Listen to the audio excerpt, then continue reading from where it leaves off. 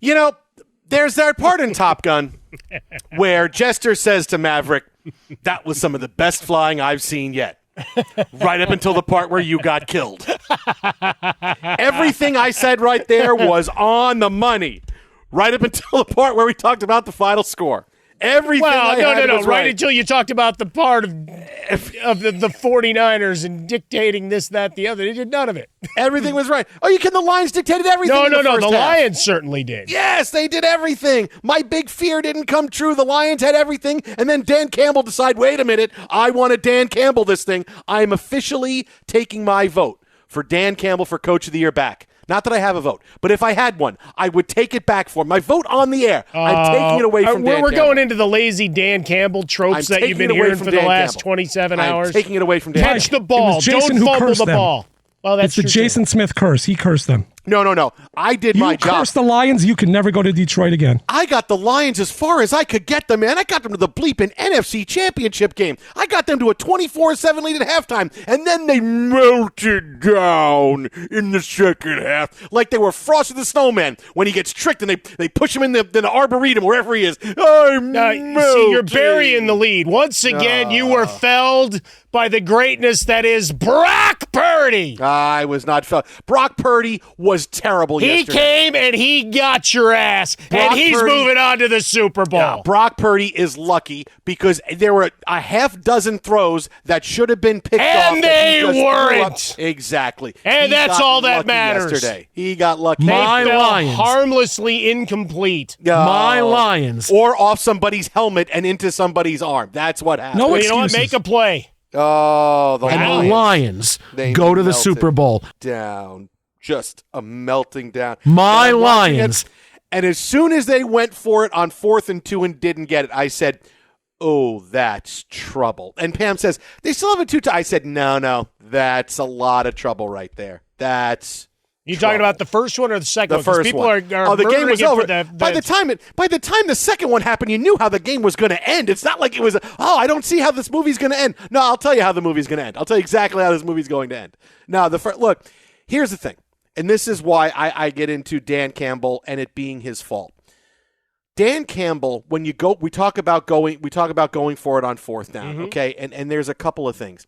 Is that you heard, he's true to himself, right? That was all, hey, we like to go for it. We like to go for it. That's what, hey, Dan Campbell, they went for it during the season. Hey, that's when they do it. He's not relying on analytics to tell him when to go for it, when to not, right? He's not somebody that's a glorified OC that's reading some kind of board saying, well, this says 68.9%. No. He's going on his gut. He went on his gut at the end of the first half, didn't go for it on 4th down, kicked the field goal. That was a smart play. But I don't know if honestly, I swear to you, I don't know if he just decided that he got itchy fingers because, well, we didn't go for it at the end of the first half. I want to go for it here. And he goes for it on 4th and 2 when that was the wrong decision. There's nobody. Why is it the wrong decision? Because, if that guy catches the damn ball, it's a first down, and you move on. Right, but you're also banking that Michael Badgley, who has been bounced around this NFL, is suddenly going to walk in cool and calm and collected, and he's going to make that field goal, and then he's going to make the other one. It's the most asinine argument I've heard for the last 27 hours. This guy's automatic. It's not Justin Tucker walking out there. It's not Harrison Butker. It's less than 50 yards. It's not Jesus. It's none of those guys. It's Badgley. It's less than 50 yards. You got to count on your kicker to make that kick. And he's about a 70% guy. And they drew up a play that was perfect. No, it didn't go. It didn't go for first down. Right. Saki, tell me it was perfect. That's not on him. The first down. It execute. It's the excellence of execute. Players have to make plays, Jason. You can't tell me that at the time when they went for it on 4th and 2, everybody watching said, "What a great call this is." No. The reaction, even the most strident of people who want to defend Dan Campbell, at that moment it was, "Ooh, I don't know. This is dicey." You had a chance to kick a field goal and take a 3-score lead. You're not coaching Week 6 against the Bears. You're not rolling the dice here in Week 9 against the Jaguars or the Titans. This is the bleeping NFC Championship game. How about you go back to 3rd down and the call to, hey, let's get the ball into Amon-Ra St. Brown's hands. What are we doing? We're calling a running play. Greg Olsen in the moment said, well, they had already decided they're going for it on 4th. Yeah, before that play was even called. Campbell gets too emotional. And this is the big deal, is that he didn't do it to be true to himself.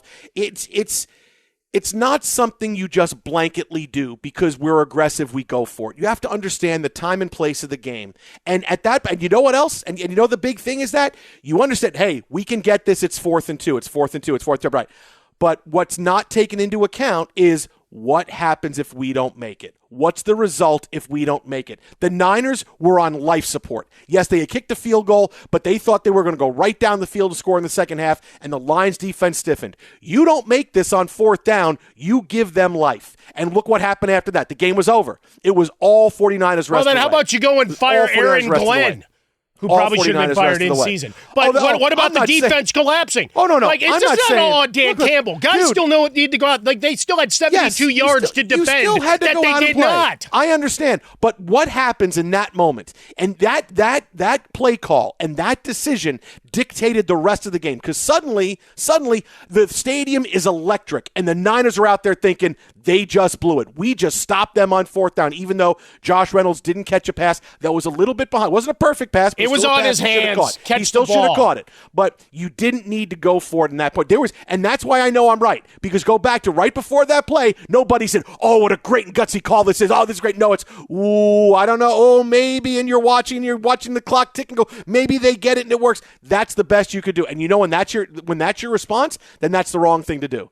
It's the NFC Championship game to go to the Super Bowl. You can't just go for it because you decide, well, we usually go for it. That's not how this is, man. You're talking about we are in the third quarter. We just watch them kick a field goal. We kick a field goal. We wipe away everything they did. They're coming back out. Brock Purdy's taking chances throwing the ball down the field, and we still have the momentum. They gave everything. They gave life to the 49ers. The 49ers came back out on that field. They had confidence. They were cocky. They knew they could get it done. They had a bolt of energy that go through them, and that's what momentum is. Well, and Journey they got the momentum back. And that's what Journey was great too, right? But the Lions still withstood Journey because they stopped him on that first drive of the second half.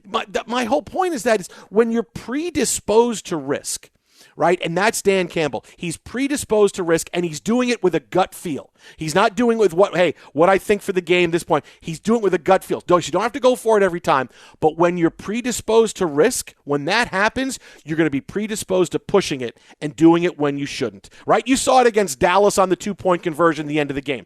Why are they going for it? Okay, wait, why are they going for it again from the 7-yard line? That's just stupid. But Dan Campbell makes an emotional decision with that. So you know he's emotional with a first down.